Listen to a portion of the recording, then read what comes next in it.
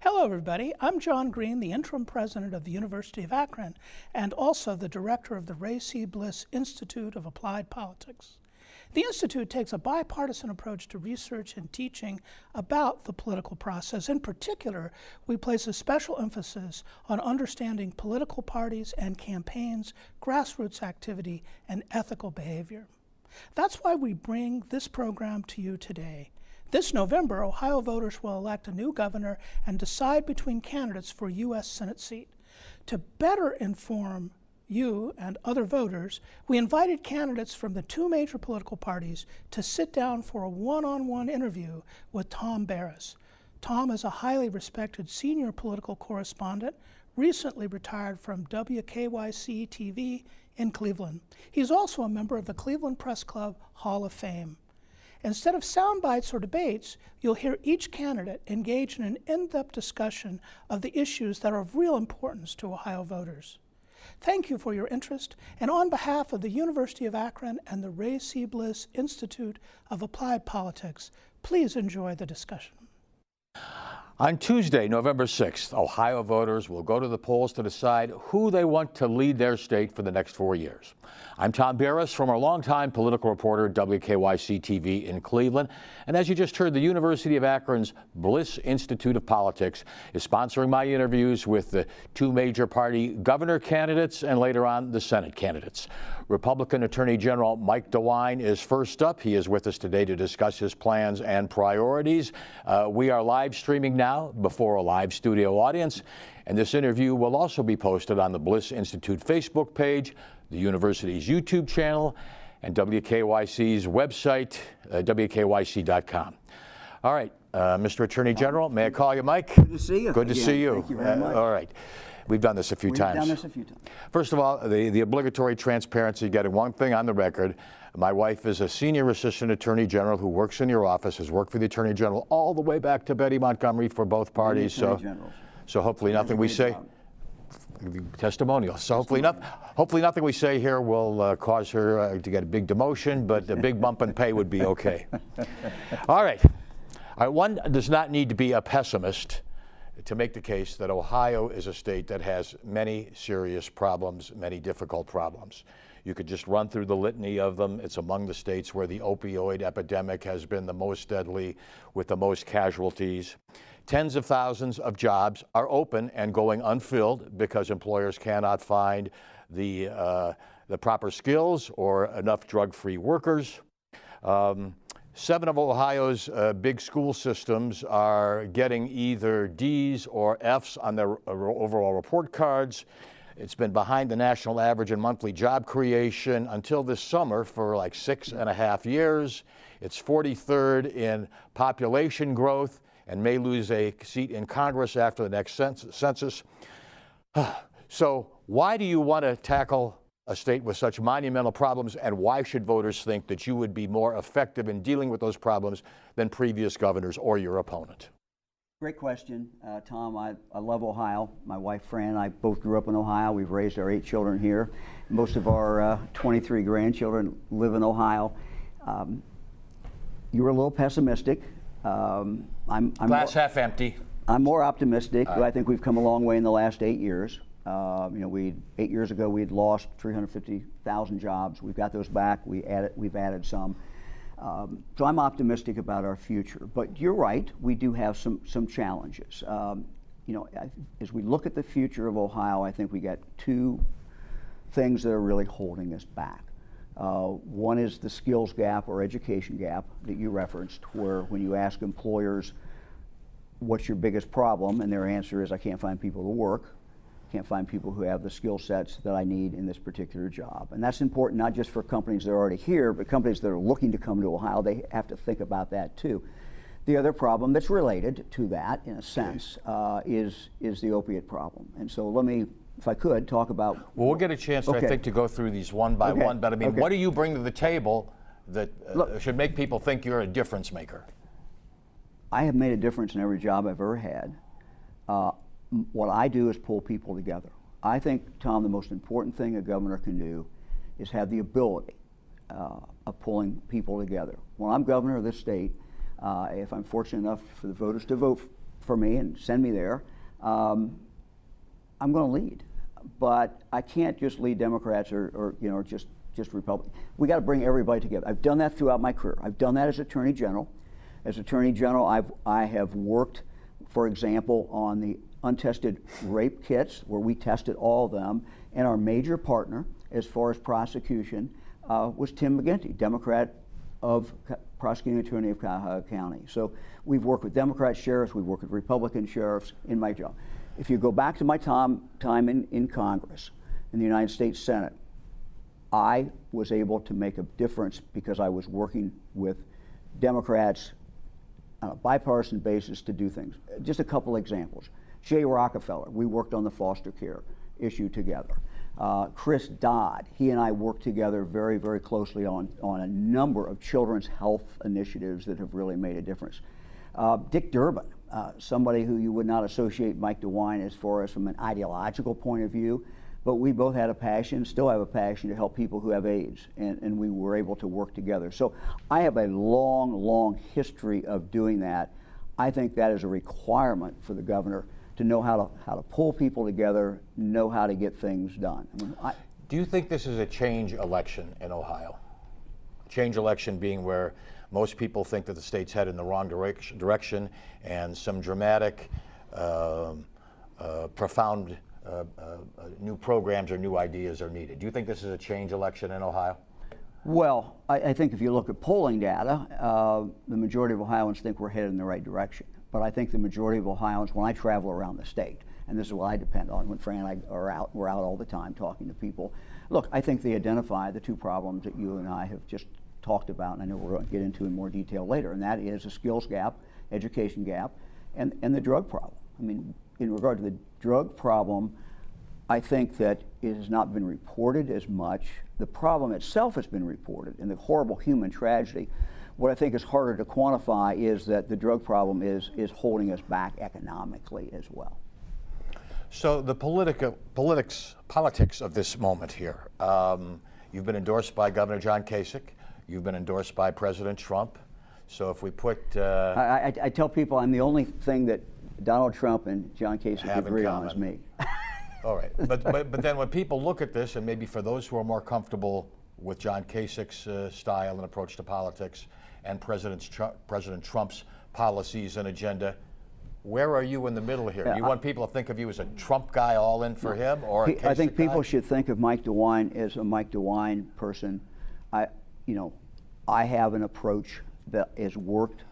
It's an approach that I think will work will work as governor of the state of Ohio, and that is going out and listening to people. I'm a good listener. I travel around this state. No one has traveled the state probably more than I have in the last 30 years. But Tom, I learn something every single day. So this is going to be an administration. The DeWine-Houston administration is going to be a very open administration. We have a real vision, and I would just invite people to do the little commercial here. Go to MikeDeWine.com, and you'll see our jobs plan, you'll see our education plan, you'll see our children's plan. We have a real agenda of where we want to go, but we don't think we know everything. But many people have commented. And we're going to be very open to work with people. This is if I could just add one more thing, this is a local government state. I think that's good. So what that means is Columbus has to be a partner with local government and local leaders in each community throughout the state. Do you think Ohio is a better or worse place since President Trump took office? And if you could give us some examples of actions that he's taken that have had an impact one way, the other, or both?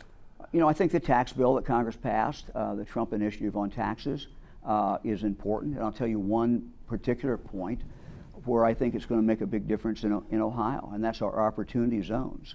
One of the things that John Houston and I have said is we are going to double down on those opportunity zones and make Ohio law, with the help of the legislature, of course, conform. The opportunity zones are places in Ohio, if you look at the map, that have been identified as areas that have been left behind, but areas where some investment coming in could really make a difference. Part of it is we have people, one of the challenges we have, Tom, is we have people living in cities, we have people living in other areas, and there aren't jobs there. So you got a huge transportation problem. What we need to do is try to put these jobs where people live. The opportunity zones that came from the Trump initiative in regard to taxes I think it gives us a great opportunity to do that. So I think that's a very, very positive thing. Do you think ordinary Ohioans have truly benefited from the tax cuts, or do you think it's mainly been corporations who have been able to have record profits and buy back lots and lots and lots of their own stock? Where do you think the real impact has I think been? the real impact is it's helped the regular Ohioans in the state of Ohio. You know, I've seen businesses that have expanded. I've seen businesses that specifically have told me I can put on. So you believe it's delivering on job creation? I think it's delivering on job creation, but we have things that we have to do, and we have to give people the skill sets that they need. I mean, our goal for every child in this state is to graduate from high school either truly college ready, or on a pathway to a good career. We do that in a number of ways. I think the most important thing that Mike DeWine as governor is going to do is focus on early childhood development. Tom, we have children growing up in every county of the state. It's not just in our cities or not just in Appalachia. We have them in every county of our state who, through absolutely no fault of their own, are growing up in very, very difficult circumstances. When they hit kindergarten, many times they are so far behind that it's just very difficult for the good teachers that we have in kindergarten and first grade and second grade to get them up to speed by the time they go to third grade, that they're reading at the same level as some of the other kids who come in with double the vocabulary. So we are going to triple down on that. We have a program in Ohio now. It's home visits. It starts when the at-risk mom, when the mom is pregnant with the child. It's holistic. It is about wellness, but it's also about helping that mom help their child to learn. The parents are the first teachers. If we can help the parents who are at risk to do this, we're going to have kids much better prepared to start in kindergarten. If I could just add, in our first year, our commitment has been to triple the number of families that are covered under this very successful program. It's a program that actually works, and we know it works. You've committed to spend a specific amount of money, by we have. recollection. How much is that? We're spending in this state today $20 million on that program. We are covering only 4% of the eligible population. We want to take it the first year to 12, and frankly, I want to take it beyond that. We drew the line at 3 times that first year simply because we didn't know if we had capacity to get that up. The children's hospitals, we've had children's hospitals in Ohio that have done a very good job being the conduit to get this done. We are blessed, Tom, with an amazing number of great children's hospitals. And so when I look at things like how do we reach at-risk kids, particularly in regard to health care, our children's hospitals are a great place to be able to work Your through. opponent has a fairly ambitious plan for early childhood improvement and development. What makes you think yours would be more Well, first of all, effective? Ours starts, first of all, with at-home visits. We triple that program, as I said. That, to me, is the most important thing we can do. But the second thing that we are committed to doing is preschool that is now paid for by the state through Medicaid. The preschool is paid for by the state, What we find, Tom, is that 80% of those schools are not excellent rated.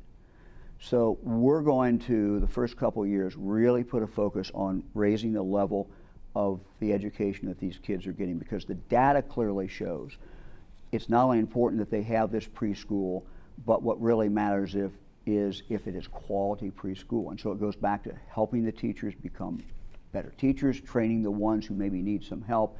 We're going to make a major commitment in doing that. In addition to that, we're going to add another 20,000 kids to that the first year. So we're going to expand it, but in addition to that, we're going to really focus on the quality, because the quality is the real key. Let's talk about one of the most monumental and terrible problems, the opioid epidemic. Ohio is in kind of a race to the bottom with West Virginia in terms of the number of victims and negative impact here. Now, you've done a number of things. So you have gone after pill peddling doctors. You have tried to adopt local programs that have had some positive impact. You've sued the opioid manufacturers. but yet Ohio is down there at the bottom. I mean, give yourself a grade for how you have dealt with this problem from start to now. Tom, if you look at the whole state, what is driving the epidemic today is fentanyl. And just to go back, if I could, and you recapped it pretty well, but when I became Attorney General of the state, it had already been recognized by the Department of Health as an opioid epidemic in the state of Ohio. That's what I inherited. In the first month, we started closing the pill mills. By the first year, we had closed every pill mill in the worst place in the state as far as pill mills, and that was Scioto County. We have now taken the licenses of about 100 doctors. We've taken the licenses of 20 pharmacists. As you said, what I started noticing early on was that the communities that were really starting to make some progress were communities that had come together in a grassroots effort, literally sprung up from the grassroots, usually led by a mom, sometimes a dad, but frankly usually a mom who had lost a son, who had lost a daughter. So I thought, let's try. This is not in the Attorney General's normal realm, but let's try to replicate those. And so we have 6 people on our staff, not a large number, but extremely dedicated people. They're out every day, they're on the phone every day, and spreading that grassroots effort. Because what we found is you have to break down the barriers between law enforcement and educators and the treatment people. So we've made some progress, but what continues the death rate is fentanyl. We started with the pain meds. As you pointed out, we have sued those companies, not because, we sued them because, number one, they lied to doctors and told doctors this stuff was not very addictive. Number two, they continue to do it. Number three, they've done absolutely nothing or virtually nothing to try to help the problem. So we made a decision to file that lawsuit. Federal judge in Cleveland now is trying to come together with a comprehensive settlement, which we're a part of, trying to be a part of, and we hope to see that, because these drug companies need to pay for what they've done, and they need to help us reach people who are addicts today. They need to help us as we institute something that I'm going to do as governor, is K through 12 education, prevention, what the educators call social emotional learning. So we've made some progress, but the fentanyl continues to drive the deaths. If I could just add one more thing, when I become governor, this will, and there's so much more I can do as governor than as Attorney General. We have a 12-point plan. I'd invite our viewers to take a look at this, but I'll mention one that I briefly mentioned a moment ago, and that is K through 12. That is the key in the long run to dealing with the opiate problem, because we have seen, the studies clearly show that when you start in kindergarten, you do something that's age appropriate every year, and you do something every year that's been proven to actually work, you will see you are arming those kids with whatever they need to be able to avoid going down the path of addiction, and your addiction rate goes down dramatically. All right, but in spite of everything that you've done, and you've enumerated quite a lengthy list of programs, but we're still where are we at? So absolutely right. Not to simplify, but would you say you've done an adequate job, a good job, an excellent job? Look, I think I have done a good job, but we're not satisfied. No one should be satisfied. One of the main reasons I want to run for governor, I am running for governor, I want to become governor of this state, is that I know there's so much more I can do as governor of the state. I mean, the education side of it, for example, which the Attorney General has nothing to do with, that is one of the keys. We're also, Tom, going to double down on something that's working very, very well, and we've seen expand throughout the state, and that is the drug courts. The drug courts have proven to be a very effective way to get someone who is primarily not a dealer, not a drug seller, but is primarily someone who is an addict. It's been tough love, and it's been a way to get them moving forward on a pathway to recovery. And it's tough love because the judge basically says to them, you can go down this path and we'll put you in jail or prison, or you can go down this path. If you do that, then you're going to be able to be in a treatment program. We're going to make you pee in the bottle every week, and you're never going to know when it's going to happen. I have watched these judges, and they're doing a great job. We need to expand that. That's something that I can do as governor. In that same vein, there was an issue that will be on the ballot, issue 1, which would be promoted as a way to do much of what you've just described, a way to get more drug users and not drug traffickers into treatment programs, and also to perhaps reduce the prison population of people who have been sentenced to prison for drug use kind of offenses. I mean, you've got some very strong ads, and frankly, some critics have said a little bit of fear-mongering involved in there. This is Mr. Cordray's plan, and he wants to personally release all kinds of Tom, child rapists and dangerous people on the public. Look, State Issue 1 is a disaster for Ohio. And it has been embraced by Mr. Cordray. Nowhere do we see a bigger divide between Mr. Cordray and myself than on this drug issue. I have a full plan that we've had out for the last 11 months that people can look at. It's a comprehensive plan. What State Issue 1 does, first of all, let's start with who's against it. Paul Pfeiffer, Judicial Conference, is against it. State Bar Association is against it. The prosecutors are against it. The sheriffs are against it. And we can go on and on and on. It's highly dangerous. Fentanyl is what is killing so many people in Ohio. Today, 75 to 80% of the deaths that will occur in Ohio today come from fentanyl and being mixed in there by the drug dealers. Here's what it would do, Tom, with fentanyl. If you had under 20 grams of fentanyl, now 20 grams is enough to kill 10,000 people. 10,000 people. So it's not something that somebody just keeps around to use for their own, for themselves. It's enough to kill 10,000 people. Under the Cordray State Issue 1, if that person was picked up with, let's say, 19 grams of fentanyl, under 20 grams, it would no longer be a felony in Ohio. It would be a misdemeanor. And it would be a misdemeanor where the judge could not impose 1 day of jail or prison. You're going to have more fentanyl in the state because of that. If you live in any part of the state of Ohio and are watching this, if you're close to a border of another state, guess where the drug dealers are going to come when every other state around us is a felony and Ohio is a misdemeanor with no jail time. They're going to come into the state of Ohio. The second thing this thing does is it says that, with the exception of rapists, murderers, and a couple other ones, if you're in prison, and this will apply to everybody except those small number of people who are in there for those categories, you have the ability to reduce your sentence by 1/4 by participating in prison programs. Participating is not defined. Look, I'm all about programming in prisons. I think it's very important. We have to understand that most people who are in prison are going to come back out. We want them to be able to get a job and to be drug-free. So there's nothing wrong with programs in prison. But what this says is that person, by participating in these programs, could have their sentence reduced by 1/4. And let me just mention some of the people that I don't think most viewers will want out early. Kidnappers, someone who commits aggravated burglary, aggravated robbery, someone who commits child pornography. We're going to let them out early. Someone who is trafficking in other human beings. It doesn't make any sense that all these people should automatically. But there is an element of judicial discretion, I think, in many of these cases. Not at all. It puts in the Constitution that they have the right to do this, and there's no judicial discretion.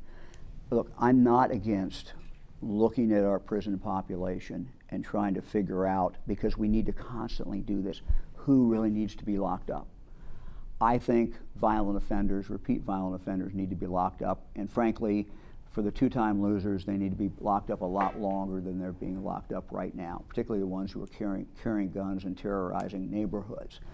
Having said that, there are also some people who we need to focus on, who we can deal with in a different way than by going to our prisons. So I'm not against reform. We've had some reform in the last few years. Under Mike DeWine's administration, we will have more reform. And what I will do, Tom, is I will bring all the people together who you see out there fighting over Issue 1. I will bring them together and say, look, let's all agree. Let's figure out where we can agree, where we lock up the tough people and make sure that they're gone for a long, long time. but how we treat people who have a drug problem. Drug courts are one avenue to do that, but there are other ones as well. So I will bring people together. I'm not denying that this is a problem. Just state issue 1 is an absolute nightmare. This is nightmare. And I honestly don't know. Look, Richard Cordray is. It's not his personal bill. No. Let me finish. Let me finish. Look. He's a well-intended person. This is not a personal criticism. It is simply saying that what he is backing and what other people are backing would be absolute disaster, and it would be a safety question for people in Ohio. So he's naive and he doesn't fully understand the implications of what... He must not fully understand it. I don't know how anybody who really looks at this could be for it if they really understood all the ramifications. Right. In the same spirit, law enforcement, 2 of the biggest police organizations in the state are supporting Mr. Cordray, including one that previously endorsed you. I know there's been an issue with some of the agents at BCI who are unhappy because their bulletproof vests needed to be replaced sooner than they were, and they believe that there's a legitimate danger factor there, and they're not happy about that. But that's really not is that a good look for the Attorney General, the top law enforcement, to not be backed by 2 police organizations? And what else is going on there? Let me say this. I would just invite our viewers to stop and see their local police officer. Talk to we have 950 chiefs in the state of Ohio. We have 88 county sheriffs. Go talk to them. Ask them what kind of job Mike DeWine has done as Attorney General. And frankly, ask them to compare, if they've been there that long, what kind of job Richard Cordray did when he was Attorney General. I inherited a state crime lab that has great people. They do great work. But if there was a rape that occurred any place in Ohio the day I took office, it would, and that unknown DNA evidence was taken to the crime lab, it would have sat there, Tom, for 125 days. We have fixed that. We're down on average now 23 to 24 days, and we turn cases around in 24 hours. So fundamental difference. The other fundamental difference, Mike DeWine, Richard Cordray, apples to apples, both had the same job. When I took office, the old rape kits that were sitting in police departments all over the state had not been tested. We have now tested close to 14,000 of these rape kits. Over 12,000 of them were there the day Richard Cordray left office. We have gotten matches on 36%, and the victims have justice, and the public is safer. In Cuyahoga County alone, the last time I looked to see what the prosecutor had done, and we worked very, very closely with the prosecuting attorney on this as far as getting the cases ready for trial. They had indicted over 700 people directly as a result of this initiative. So again, Richard Cordray did not do anything. I did. But specifically to answer your question, talk to your local police officer, talk to your sheriff, talk to your chief, ask him what kind of job Mike DeWine has done. Okay. But in blaming Mr. Cordray, I mean, is it fair to characterize him as like, thumb twiddling and there was just a big pile of rape kits and he didn't care? Well, no, I pointed. Rapists were running amok. Look, I'm not ascribing bad intentions to Richard Cordray. I'm just describing the facts. And in the debate several days ago, I said no. Rich said that we didn't have them in our lab. I said, no, of course you didn't. They were in police departments. But I was the one who aggressively went out, put a working group together, had that group come back with a protocol. They said every rape kit should be tested, and we went out and we got them, and we tested them. I'm very proud of that, but besides being proud, the most important thing is we got justice for those victims. Right. I think everybody acknowledges that should be at your list of successful achievements. Well, and it's not just mine. We had great people at the lab. We had great police who worked at, the Cuyahoga County prosecutors, the sheriff's office, the PD. They all have been part of getting this job done, and they've done a great, great job. Perhaps the most discussed subject in the public forum at the moment is what to do about the Supreme Court nominee, Mr. Kavanaugh. You had voiced early on some praise for the qualities that he brought to the table. Now, as an Attorney General, you have cases pending before the Supreme Court. Everybody agrees that this nomination is important to every person in the United States, every state in the United States. So based upon the information on the table now, we're waiting for the FBI's investigation, but what is your personal opinion of the best way to handle this? If there's nothing new disclosed or discussed, should he be appointed to the Supreme Court?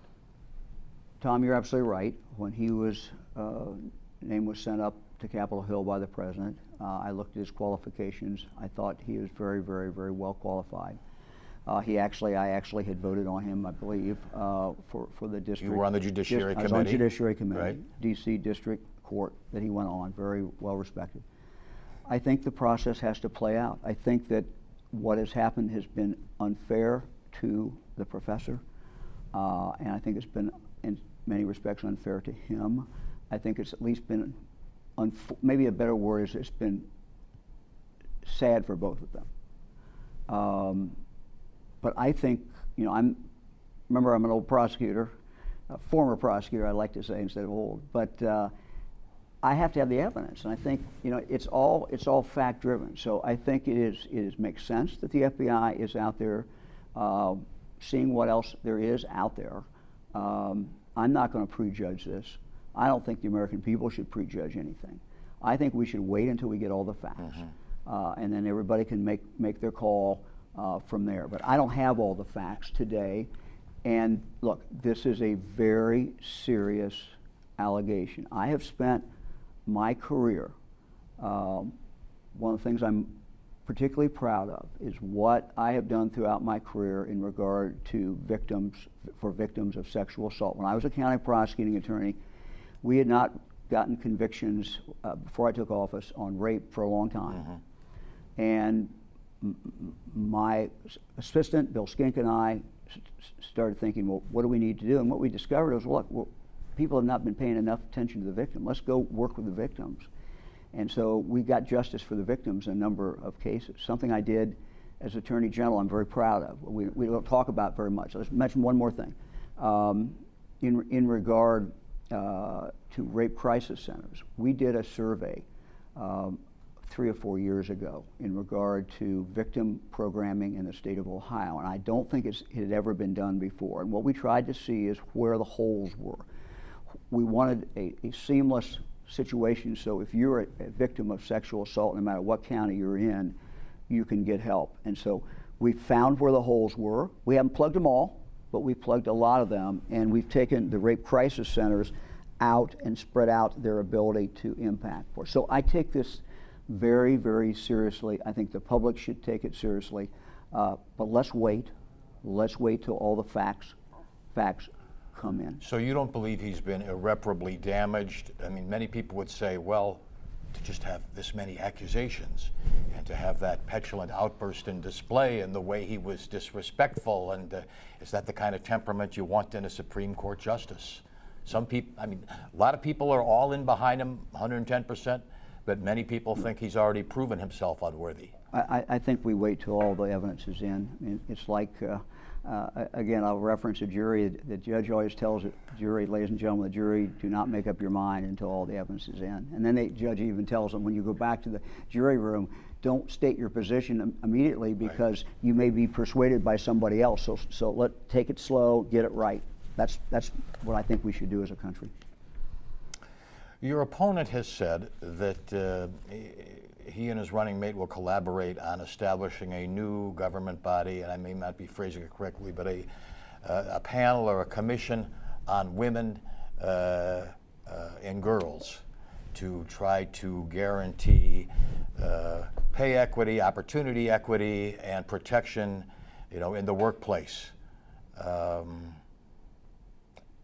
If you are elected, are you going to institute any new policies, take any additional steps to maybe address the issues that are now more in the forefront, because of recent events in the Me Too movement?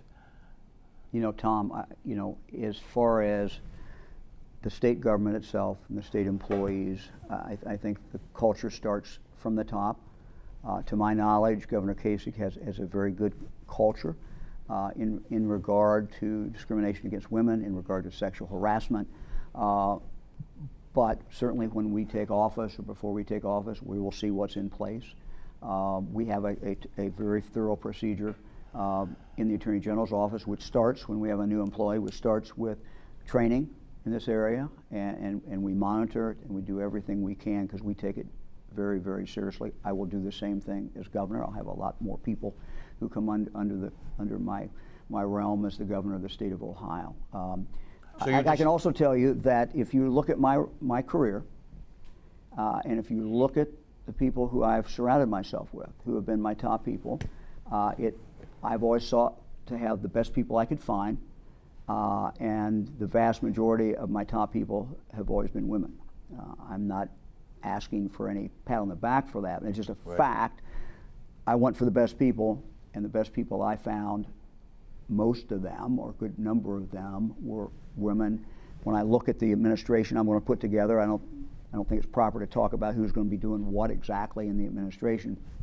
But when I look at people who are going to be in my administration and helping me get the job done, some of them are the same people who I'm working with right today. All right. A couple more questions on this general, very sensitive, very timely subject matter. As governor, should you win, you would be responsible for appointing the trustees for Ohio State University.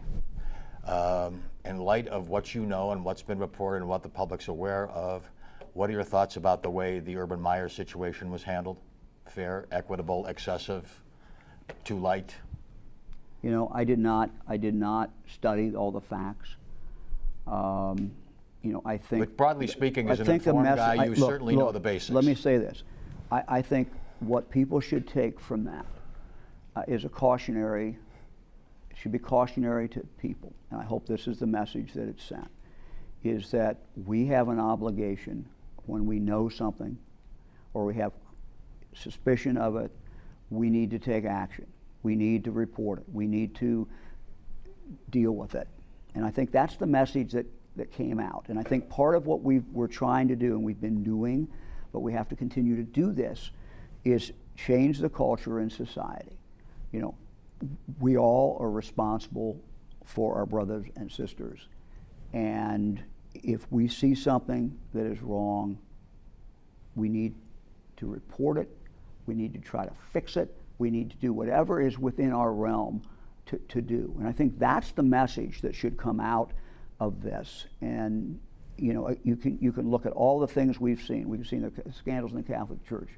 You know, the message that comes out is we need to take care of each other. And the way you take care of each other is you report to the right authorities if there is something that's going on, or you think that there might be, and let whoever is the fact finder go figure it out and find out the facts. Switching topics, healthcare, very important in this election, very key issue to the voters. Been a lot of discussion about your position on requiring insurance companies to insure people who have pre-existing conditions. You have recently been very forthright in stating you are for it, again, but people would scratch their heads and say, well, actions speak louder than words, and you were one of the attorneys general that tried to do away with the Affordable Care Act, and you have not joined the other mainly Democratic attorneys general who are now specifically in court fighting to preserve pre-existing conditions. How are people to reconcile your actions and your position? Well, first of all, the attorney generals, the Democrat attorney generals who are doing this are trying to uphold all of Obamacare. And so, first of all, I didn't like Obamacare. Many people I talked to did not like it. They didn't like the individual mandate. They did not like the tax. They did not like bureaucracy in Washington, D.C., in essence, determining who your doctor is. So that was one of the big false things was stated. You're going to continue to pick your doctor. So I don't like Obamacare. That's no secret. But I have a long, long history of supporting coverage for someone who needs that coverage with a pre-existing illness. I went back and we looked 7 different times in the Congress. When I was in Congress, I voted in favor of that, of coverage for people who have a pre-existing illness. So there are ways that we can accomplish this. This is imperative. I mean, I think of someone who's, just make a story up, 55, they lose their job, they lose their coverage, they want to start their own business, and they look up, and then if they couldn't get coverage, let's say they had cancer or their spouse had cancer, and if they couldn't get coverage or it was an exorbitant cost, that's not fair. That's not right. So the fact that Richard Cordray keeps saying that I'm not for this is just simply not true. And the evidence shows But time after time, I have voted in favor of that. And my commitment to the people of the state of Ohio is, when I am governor of the state of Ohio, we will never be in a situation where somebody in the state of Ohio who has a pre-existing medical problem cannot get health coverage at a decent price. We will do whatever is necessary to do that. And you're certain you can persuade a legislature that has a mind of its own to do something like that? Well, first of all, coverage is there today. Right. We'll see if there's anything changes, but absolutely. I cannot envision one legislator who would want to go back to their district and look people in the eye and tell them, oh no, we can't cover pre-existing illnesses. So, this is something that, I'm very, very much committed to. Always the uppermost topic, jobs, jobs, jobs. How are you going to attract new companies to Ohio with its educational shortcomings and other significant issues? Do you have any specific industries, any specific opportunities that you want to focus on beyond just keeping existing jobs here? Let me talk about two different type people. One are kids who are growing up. We have some great career centers in Ohio. We need to take them to the next level. Our goal should be that they will be #1 in the world in preparing young people or older people for 21st century jobs. One of the things that depends on that is the close working relationship between local businesses and their career centers. So we're gonna put a lot of focus on the career centers. Second, as I said earlier, our goal is for every child to graduate truly college ready or on a pathway to a career, which means a vocational school, what we now of course call our career centers. To repeat, because I think it's so important, for that child to be ready by 12th grade, that child has to be, it's very, very helpful if that child is ready to go to kindergarten. And so early childhood is very important, particularly to our most at-risk kids. Let me take it a step further. In our jobs plan, what we call our prosperity plan, we talk about the state creating free of charge thousands of what we call nano degrees or small mini degrees. And this would be for someone who needs to upskill their talent. I'll give you an example of something. We have people who might be working in a factory today. Good workers show up every day, they're doing their job. They might be paying maybe $17, $18 an hour, depends on the factory, of course. You could take someone, and there are places in Ohio that are doing that now, and in 3 weeks, by going at night, upscale their talents so that they could take care of robots, so they could service robots, take care of them, and would in all likelihood see their hourly rate go up to $28 or $29 an hour. That's the type of fine-tuning and thinking that we need to do in the state. I am a great believer of local, as I said earlier on in the program. I think we have to empower our local career centers, we have to empower our local schools. But at the same time, what the state has to do is we need to see where the holes are. We need to look, and when we talk to businessmen and women who are talking about coming to Ohio, and when they tell us, if they do, I can't go to this part of the state because there aren't enough people here who have these skills, we got to figure that out, and we got to go plug that. So those are things that are, I think, very, very important. Jobs Ohio. I think Jobs Ohio is a great tool. I think Governor Casey should get a lot of credit for that in the state legislature. We will continue to evolve the use of Jobs Ohio. We've had it now 7 years or so. We'll continue to use that as a tool, particularly in our parts of the state that are not doing as well. Jobs Ohio just can't be for the most prosperous places in the state. I'm not saying it is today, but we got to use it as a tool.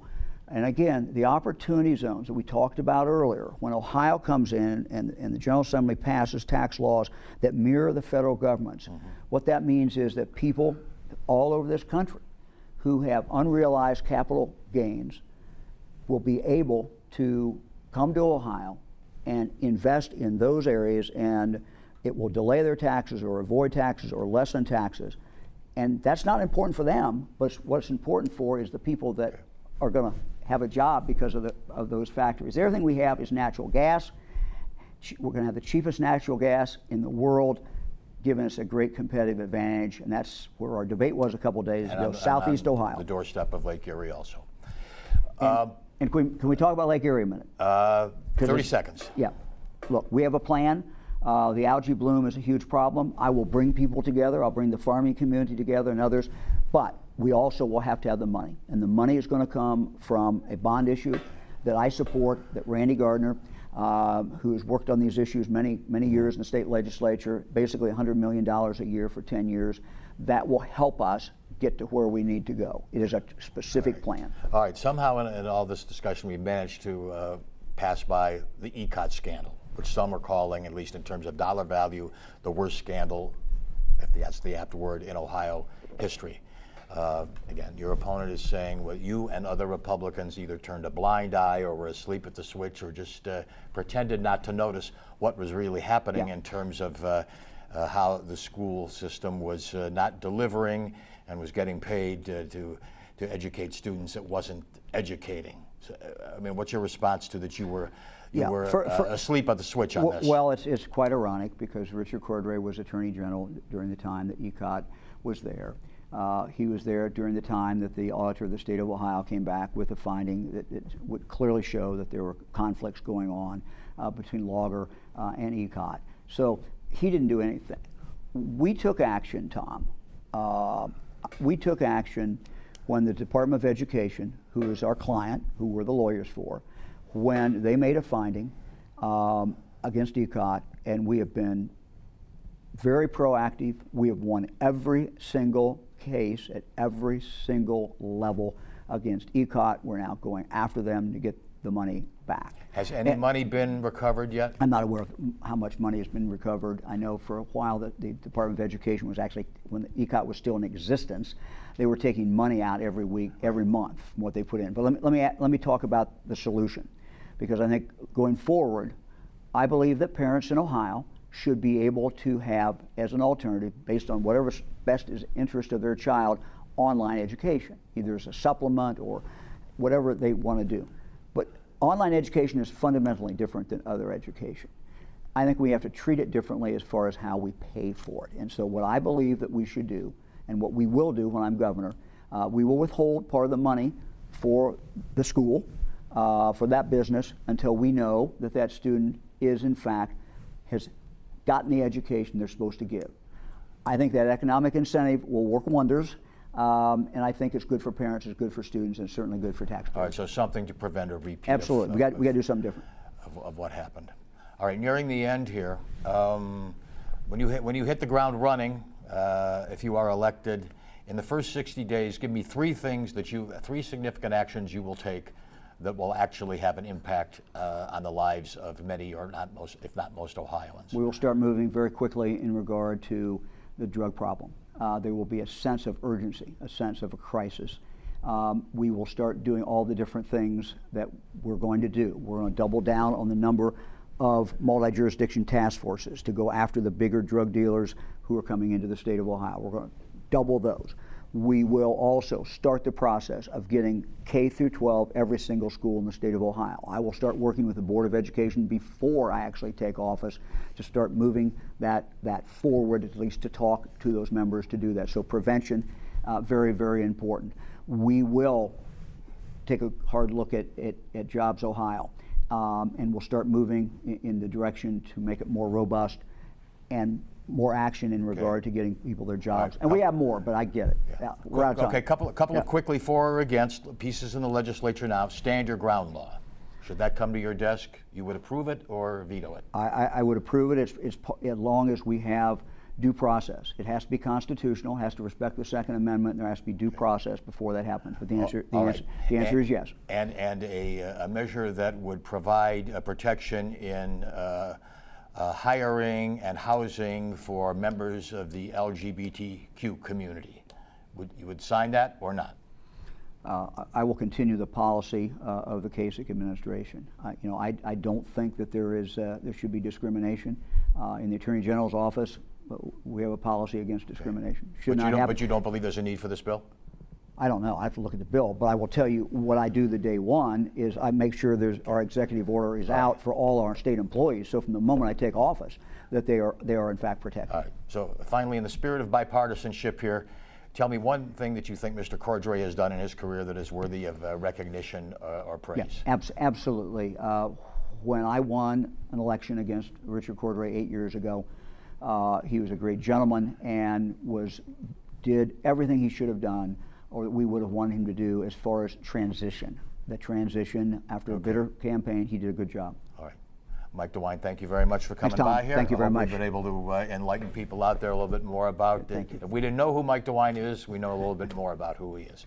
So thank you for being with us, Mr. Attorney General. We have covered a lot of ground, and we will revisit these issues later on when Democrat Richard Cordray is here. He was scheduled to be here tomorrow, but because of some issues, will probably be here maybe a week from now. So again, thank you all for watching. Our next interview will be for the Senate race with Congressman Jim Renacci next Tuesday, October 9th at 10:30. In the meantime, hope we've provided some additional information for those of you who still may be undecided. Remember, early voting starts October 10th. Thanks for watching. Thanks, Tom.